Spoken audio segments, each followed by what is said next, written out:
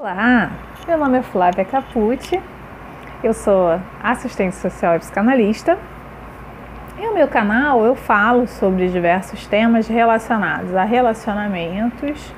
Então as minhas temáticas são a respeito da parte emocional, né? E eu tento trazer algumas bibliografias, então eu tento respaldar os meus assuntos em algumas literaturas, né? Então já gravei vídeo aqui que eu falei sobre as literaturas de AA, sobre assuntos relacionados à codependência, né?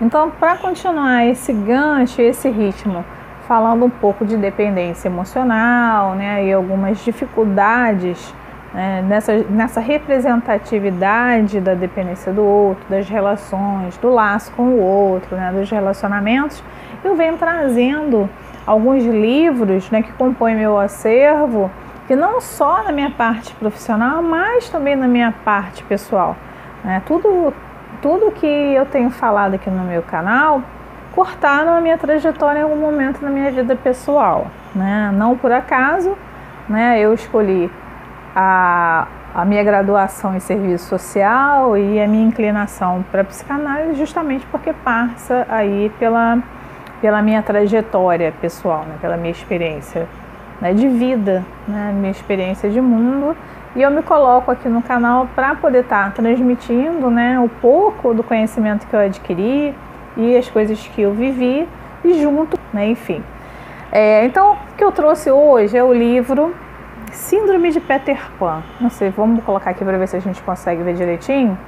Gente, olha, meu condomínio aqui, o pessoal faz um pouquinho de barulho, né? Então, às vezes, pode ter uma criança correndo, o pessoal falando aqui no corredor, né? Mas vamos tentar abster, né? Isso.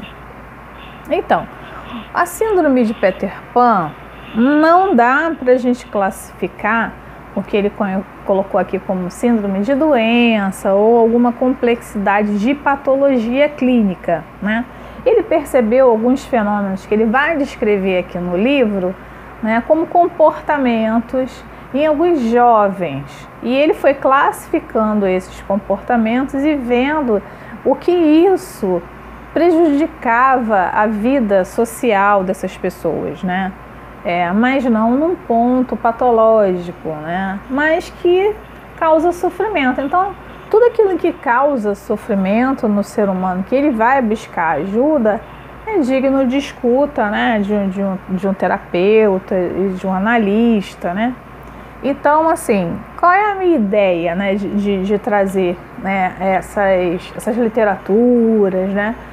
É porque não dá pra gente colocar todo mundo no divã, né? As pessoas não se motivam, a gente sabe que tem uma estigmatização, né, com relação ao trabalho de você, né? A análise é ouvir o sofrimento, né, do sujeito na sua particularidade, na sua singularidade, né? Então, assim, antes da clínica, né, porque eu sou uma pessoa que eu venho de uma trajetória muito dura, né? Eu fui forjada, né, com muito sofrimento, né? Não vou ficar aqui dando meu testemunho, que minha proposta, né, talvez um dia eu fale, já tem um pouquinho, né? Eu falei um pouquinho, né, do meu luto, né? Mas assim, eu vou tentar só trazer algo que atravessou o meu caminho e que foi positivo, né? Assim, de alguma maneira, né? Então, assim, as literaturas e os livros eu também recomendo, né? Porque não adianta assim, a gente indicar para um paciente ou para uma pessoa em sofrimento, um livro de psicanálise, vai estudar. Não dá, entendeu? Então, assim, os livros são uma forma de você pensar, né? De você fazer o processo de espelhamento, né? De você olhar, nossa, isso acontece comigo, né? Será que eu tô... Até que ponto que eu estou negando essa dada realidade que se apresenta, né, na minha vida, né? Então, os livros, eles fazem essa elucidação, fazem a gente pensar, né, o mundo, né, pensar as coisas, porque realmente são questões que são ocultas, né, elas não estão claras, elas são inconscientes, elas são subjetivas, então são respostas que a gente vai colocando no nosso comportamento, que até que ponto, né, a gente consegue ter domínio, né, e controle sobre aquilo que a gente fala, sobre aquilo que a gente pensa e como a gente se comporta, né? Eu acho que a gente nem tem tanto domínio assim, né? Então, voltando aqui ao livro, né, que minha amiga Rosalva, né, eu chamo de Rose, eu não sei se eu peguei emprestado, se ela me deu, o que foi, mas está aqui comigo, né? E me foi muito útil, né? Foi bastante útil para minha cunhada, né? Meu irmão, ele tem, né, algumas inclinações dos sintomas, né, de síndrome de Peter Pan, né? Ela se identificou bastante, né, com o livro. Então ele identificou o seguinte, deixa eu ver aqui.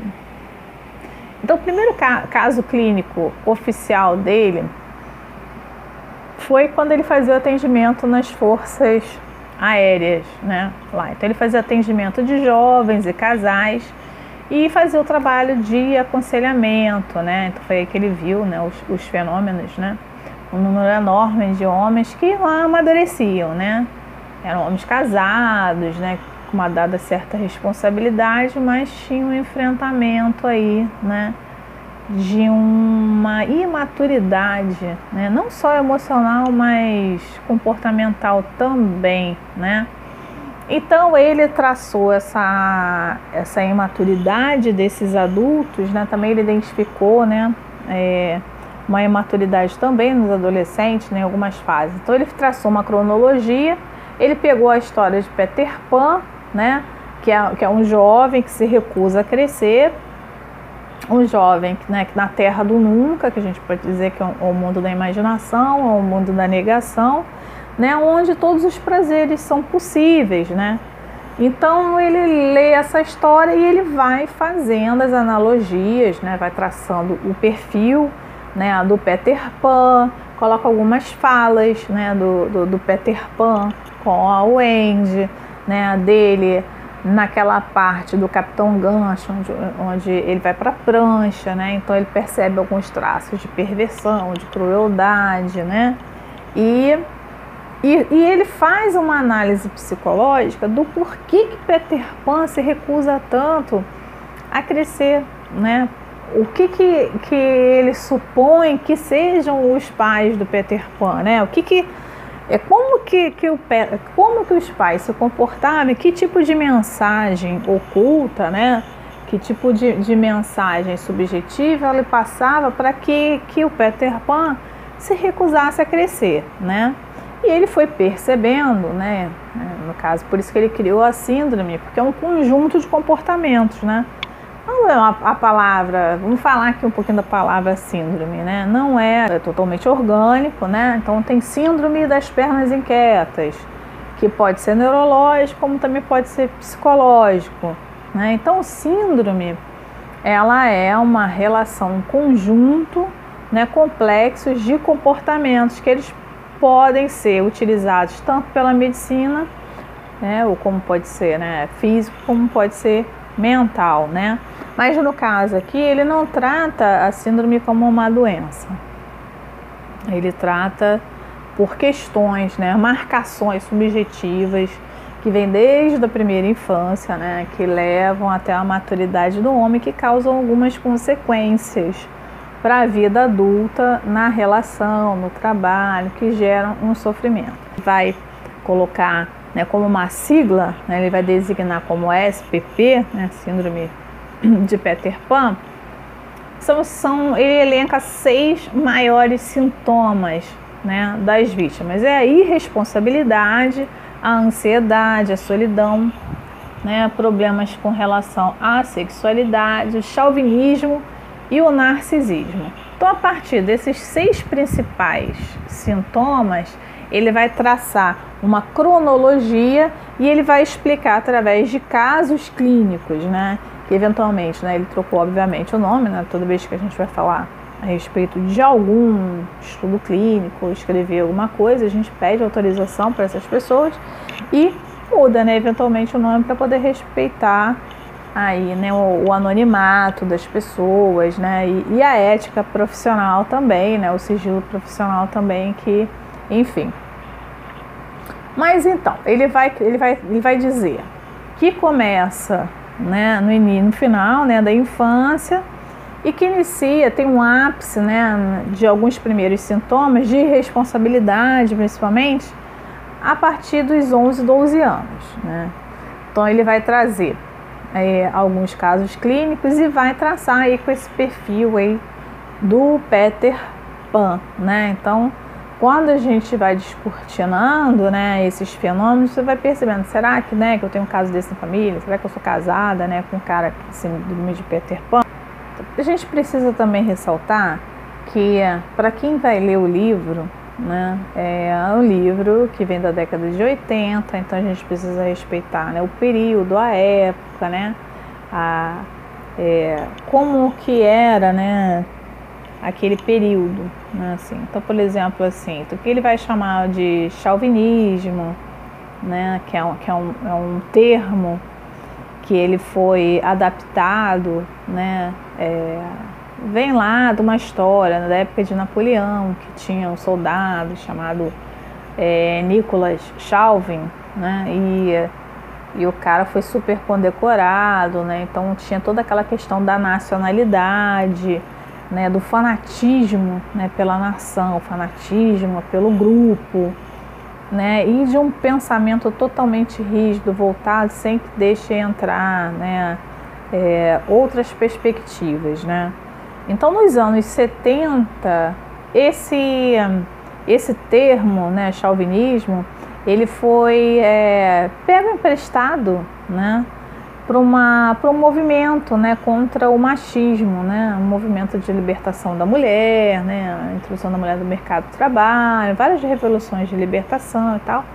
Então, assim, então surgiu um termo chamado porco chauvinista, que queria dizer que era a pessoa que era uma pessoa machista, né, xenofóbico, né, e que tem um comportamento bastante agressivo, né? Então, esses comportamentos, né, agressivo, narcisista, irresponsável, indiferente, vai começar lá nessa trajetória, né, da infância. Então, ele vai mostrar como que são algumas características, né, da criança, né, e nas suas fases. Então, ele vai chegar. Então, como é que monta essa estrutura, né? Como que monta a síndrome de Peter Pan? Então, ele ressalta no livro que a relação, né, com os pais, né, obviamente, né, Freud já explica desde sempre, né, que a nossa relação com os nossos anteriores, né? E o que vai ressaltar no livro, né, o que vai ficar no livro, são essas mensagens, né, ocultas. Então, a mãe frustrada com o outro pai, né, que também tiveram, né, essas relações dificultosas, que viveram numa família onde o filho é levado como bode expiatório, né, onde a criança manter os pais juntos, né, onde a criança acaba sendo uma função subjetiva, né, de dar conta do emocional da mãe, né? Então, assim, a criança, ela fica no meio como para dar uma resposta para os pais, né? Então, quanto que o pai quer dizer dessa mãe através do filho, e a mãe o que quer dizer desse pai através do filho, né? E o que fica para o filho, né? Para a criança, o que fica para a criança são esses sentimentos que vão retornar, né? Então, a ineficiência, a agressividade, e tudo isso vai se revelar nesse encontro, né, dessas mensagens que vão sendo transmitidas, né, a essa criança. A ausência também de limites, né? Às vezes a autoridade demais de um pai, né, que não sabe colocar seus sentimentos, né, a vida masculina, né, às vezes impedem, né, da criança poder expressar, né, os seus sentimentos, as suas fraquezas. Então, para o homem não é permitido, né, ter essa sensibilidade, porque logo, né, acometido vai ser ridicularizado, vai ser chamado, né, de gay, de bicha, nanana. Mas enfim, também as pessoas também que têm não estão longe de serem acometidos também pela síndrome de Peter Pan, né?